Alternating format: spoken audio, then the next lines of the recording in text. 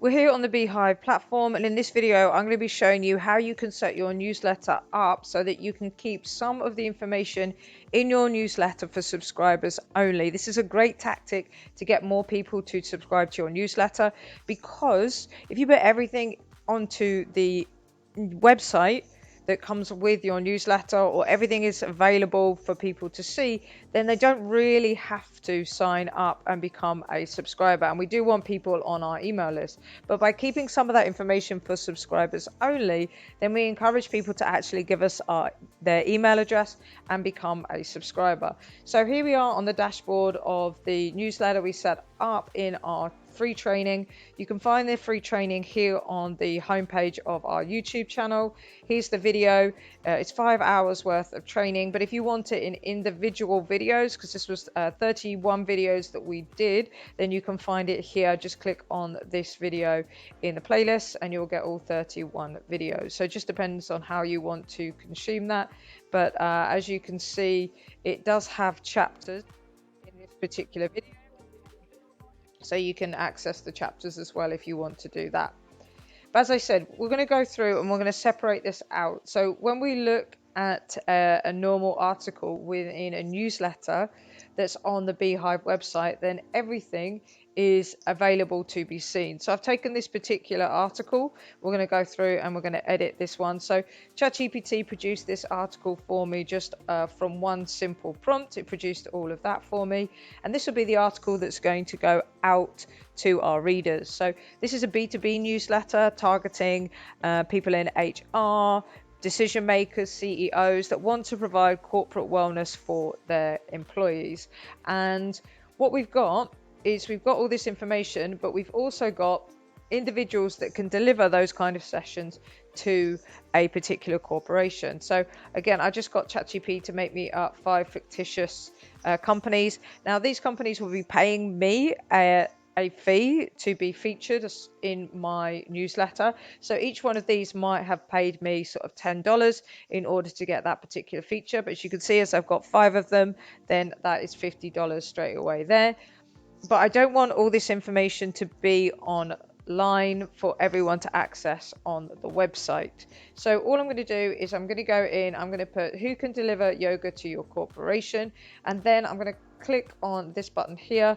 I'm just going to scroll down slightly because I haven't got enough room there. So just click on that button there and we'll get a subscriber break. Okay, and as you can see now, only subscribers are going to get this information. Well, that means that anybody can read our article on the website. Everything up here they'll be able to read.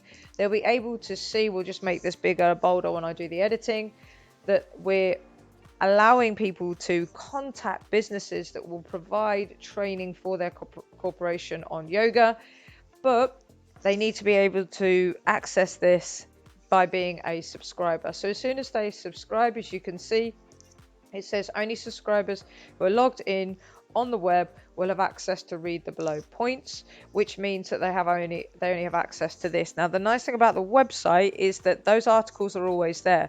So if I'm doing articles on sort of mindfulness, I'm doing breath work, I'm doing meditation, I'm doing yoga, maybe I'm doing financial training, those articles are always going to be on the website, which means that these people that are paying me, they're not just paying $10 or $20, whatever it is, to get exposure in one email. They're going to be on the website for the whole period of time, so people can go back through the archive and I can promote those archive articles in a newsletter. So maybe I go for a couple of months, I come back to finance and I say, hey, here are old articles on finance that you can go to. People read the newsletter. They also read the article that have been put out previously, and those people get to be seen again on the archive list of relevant articles.